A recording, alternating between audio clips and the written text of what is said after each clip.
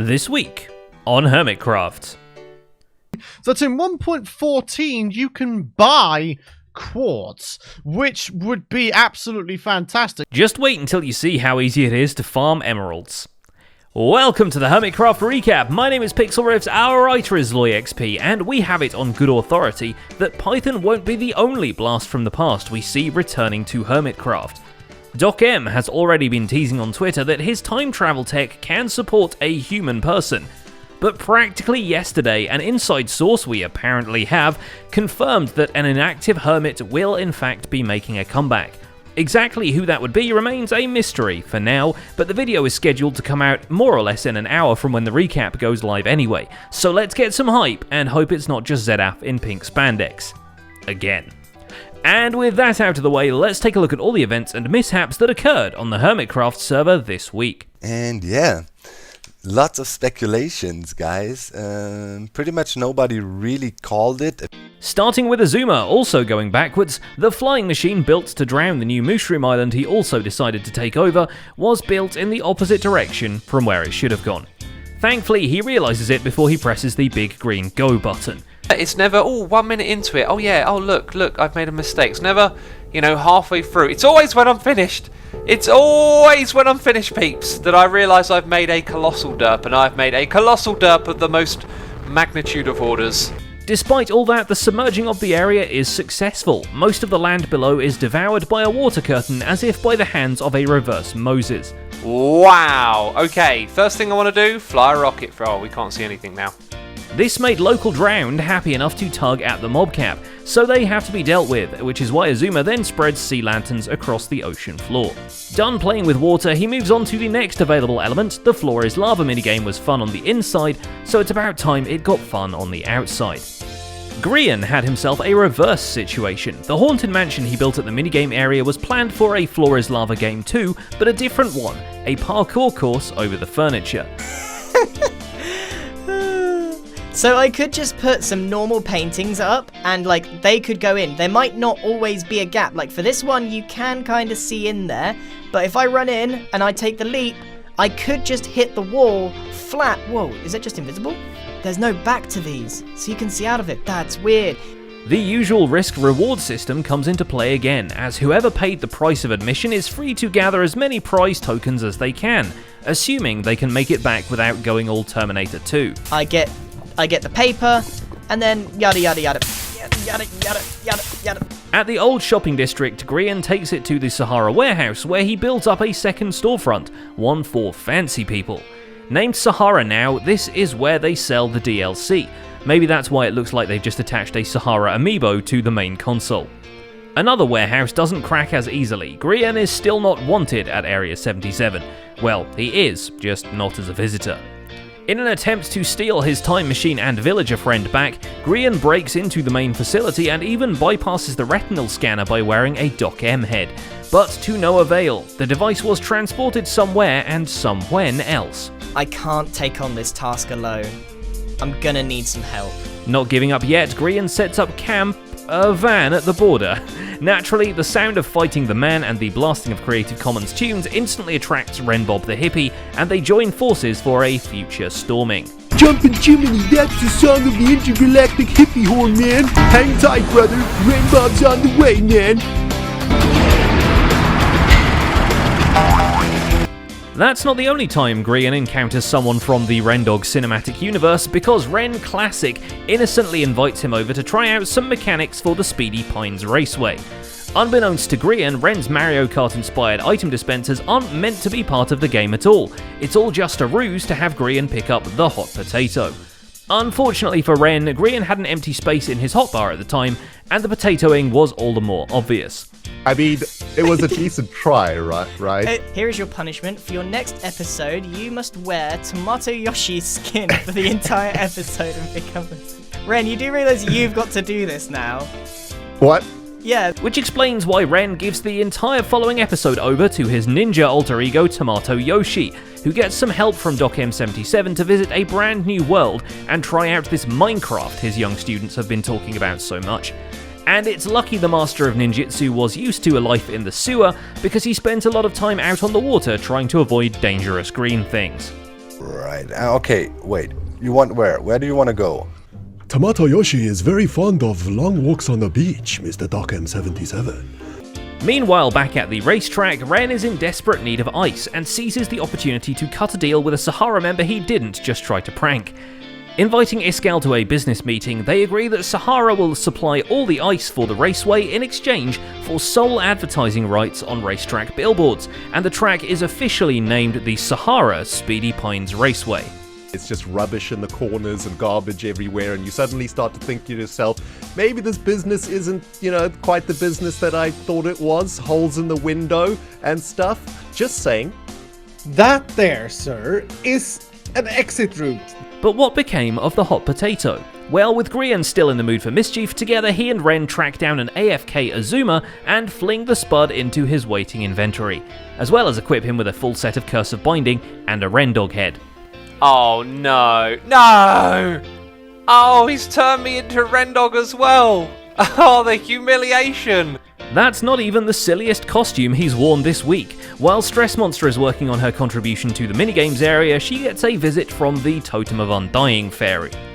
Alright, Xisuma wants me to punch him?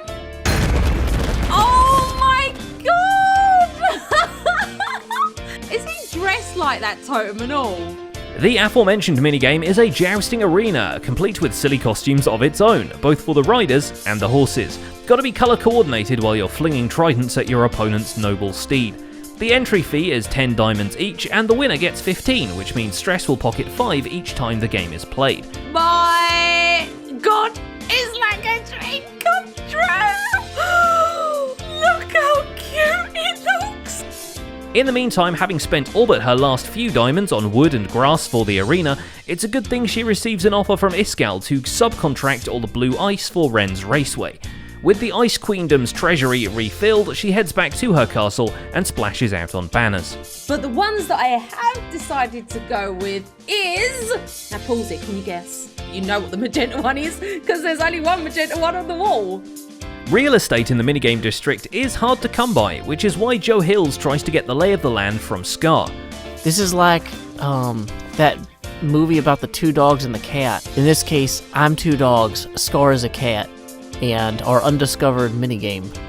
After tracking down a patch that looks big enough for his roller coaster, Joe starts scaffolding out the path players will take and the occasional turnoffs where they'll be flung into lava for making too many animal noises. So, you don't have to be Shaq for this next part of the video to be relevant. Although if you are Shaq, hi, I really liked you in that movie where you are a genie. Here's hoping this minigame will make Joe enough money to not have to keep working for Concorp. According to Cubfan, both him and Grian are the 2 most active contributors to their buyback program. And we made an additional 12 diamonds with this buyback program. People doubted that we would make money off the buyback program, but they were wrong. And working for Concorp is kind of sad when all of your colleagues do nothing but at you and stare judgingly. The diverse villagers of Concorp worldwide can work in better conditions now. Cub added a separate build to house their workstations, which is looking pretty sweat for a sweet shop. Their trades, now upgraded to the highest level, are soon exploited for the shiny green stuff and quality wares synthesized out of thin air. Yeah, all the pieces of armor you see over here were actually provided by this armorer who will eventually be inside this working on the 2nd floor. In another move of capitalist brilliance, Cub moves in on the Sahara Eats territory, though you wouldn't know it because he can simply drive away. Yep, it's a food truck, parked somewhere in the vicinity of Hermitland, selling not just the golden carrots, but a bunch of foods grown and put together by villagers. Somehow. Now, as long as the 2 stores don't have a who has the tallest shop competition, we'll all be fine. We also have Suspicious Stew, also from the farmers. I'm not really sure what some of these are, honestly. Not all of Cub's activities have profits in mind, especially when Python makes his return to the server and discovers that stonemasons can trade him quartz. We mined some quartz together, I think, a while back, a few months ago, and you still need more. I certainly do. And stonemason villagers, I was thinking 1.14, they seem like the most, logical approach.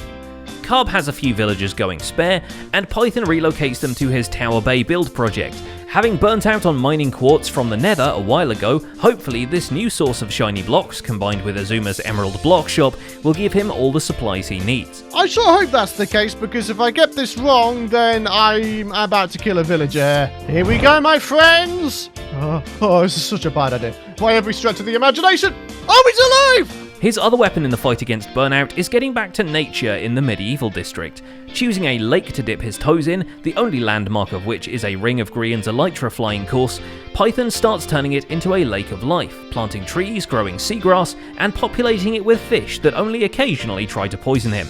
But anyways, there we go. The Lake of Life actually has life in it. If not the plants, then also some little animals. He's got a few months of server activity to make up for though, so he spends the next episode catching up on some of the stuff he's missed, shopping at Sahara, digging straight down, and laughing at the shenanigans of the Hermitville build-off. Finally, someone who appreciates a dabbing penguin. Okay, guys, this is epic. This is epic. And there's even new stuff for him to try. Why, just this week ZF has finished his Docm minigame, the bizarre parkour course that invites players to squish, stretch and crawl through a series of obstacles. Yeah, okay, and is it going to boost me? Yeah! Okay, we did it, fantastic.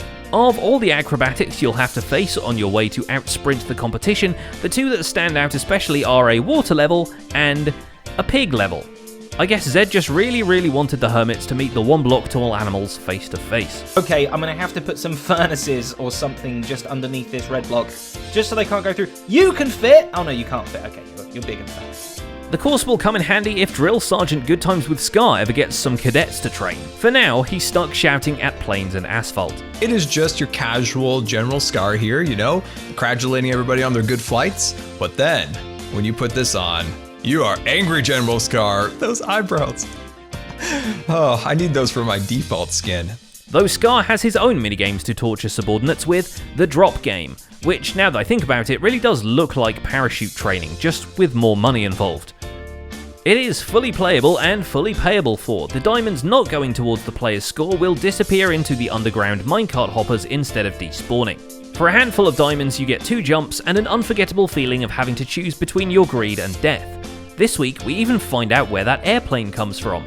Having expanded the Area 77 hangars all the way through the mountain, Scar builds a runway for aviation to the best of his scaling ability. Needless to say, it takes a whole lot of flattening out. But not nearly as much as it will take if they really do plan on going underground with the future containment chambers. So eventually we'll build like a really cool elevator that will take us, you know, hundreds and hundreds of blocks underground where the real secured objects are. In that department, TFC has a huge head start. He's been digging his vault from day one, and to see exactly how far that reach extends, he gives an episode 100 tour of the facility.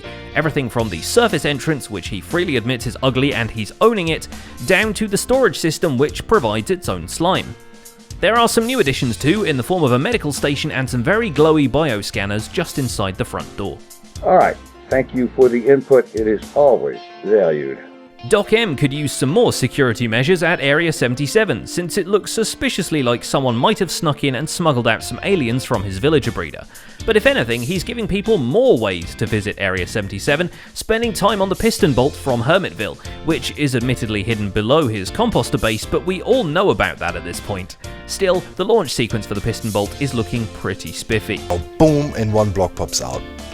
You know, bam, next beam comes through, next block pops out, boom, boom, boom, and we do the full sequence until the final blast of power comes in and charges the whole thing up, and then boom, middle block, you know, and then launch activated. So yeah, that's what we want to achieve. So we got another bit done here, and yeah, I think now we got to work on something else. Doc has to consider some of the more traditional forms of transport when the 2 hippie trucks park themselves just outside of the boundary. And in response, he builds a pickup truck with a radar dish, presumably to broadcast that nothing weird is going on here. But while Doc shouts at them to get off his lawn, it's False Symmetry who is getting a little too close for comfort. Let's not do that thing again, let's not go over the thing by accident. Constantly bordering on trespassing, False starts with the second house in her town of scamming tourists out of their money. Mirroring somewhat the style of the Forbidden Hangar, she builds the Area 77 Alien Center, which is not, mind you, the geometrical center of a giant alien, nor is it an embassy for visiting aliens. What it is, or promises to be, is a museum of sorts, or an alien-themed merchandise shop. It's about time she renamed all the music discs she's been farming into X-Files Blu-rays. With that done, False opens the road to the place, bridging the small lake that was in the way before. I've just been watching Joe Hill's latest episode, and yeah, he came across this and obviously had to fly, and of course, that's not how bridges work. I don't know if I'm making this too modern. The town isn't really meant to be modern, so I'm not sure why the bridge is, but I guess we can always tweak it afterwards. The road False put together last week was outsourced to Zombie Cleo. She's the one more into pirates anyway. But I did get a message from False, and she asked me if I wouldn't mind, if you feel like you want to, no pressure, you know, bit like that, if I would like to do some armour stand work in this bad fire. Okay, with the armour stand book in hand, Cleo works her magic on the campsite by the HRN line. Environmental storytelling out the wazoo. False used gold blocks, so these guys must have robbed someone recently. Therefore, that one party hard. This bit needs to be a bit more, a bit more lively, a bit more part of the team. Maybe one of them can be drunk. Iskall's new minigame is just as heavy on the special effects. Now he's put together a prize room with a piston door that both looks and sounds like it belongs in an arcade. This is where players will redeem their loot box keys if they were lucky enough to earn any from the randomly triggered obstacle course. This Yes, this is beautiful!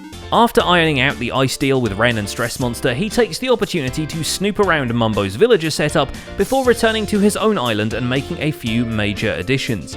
Continuing the rich Sahara tradition of making things slightly less convenient by storing them in warehouses, Iskall decides to stash all his librarians in a minecart recall system and select them for trading using a lectern. Naturally, the building around them is very library themed, and he'll have to make another 12 of these if he wants to cover all the professions, but you have to give it points for being a streamlined experience. Now, I can finally try this out, so let's say that let's request Ralph, and yeah, there he is, Ralph, with Blast Protection 4 and Power 5. Almost as streamlined as Sahara Now, which he points out is only nicknamed Quicksand, even though that's a much better name. But this literal offshoot of Sahara has a trick up its sleeve. While the service is instantaneous, you won't always know what you're getting. The shulker boxes in the system are manually stocked, and while it's a good deal, customers aren't guaranteed to receive the same goods every time, so they'll have to keep coming back to Sahara just to check what the latest offers are. So until we've seen all boxes, the other boxes are simply chilling, I think, in this hopper underneath this redstone block. We're still waiting for it to go full Amazon and start recommending items other people bought. Impulse SV has also seen a gap in the market after setting up a potions room based on a simple auto potion brewer he designed. While scoping out I.G. Evans' brewing stand, he realises the potions there are all the basic ones with no enhanced or longer duration effects, and the fire resistance potions are still in popular demand. Interesting, okay. Well, I think I'm gonna compete here. Even if his new venture turns out to be a commercial flop, at least he has a shiny new auto-brewing facility of his own, when the droppers behave themselves, and surprising no one, he decorates it with quartz. And finally, there's Mumbo, who's decided to ditch Iskall's solution for villager zombification and look further afield. Settling on a trading hall designed by Logical Geek Boy, his new setup drops villagers into place first and zombifies them afterwards thanks to a wandering undead boy menacing the villagers from behind their boots. The villager retrieval mechanism still needs a bit of work. Travelling along, and shoot, he has gone through. Okay. He's died.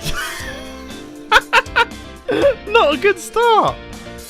But luckily there's one type of death you can bring villagers back from, and pretty soon the villagers are bribing him not to turn them into zombies again.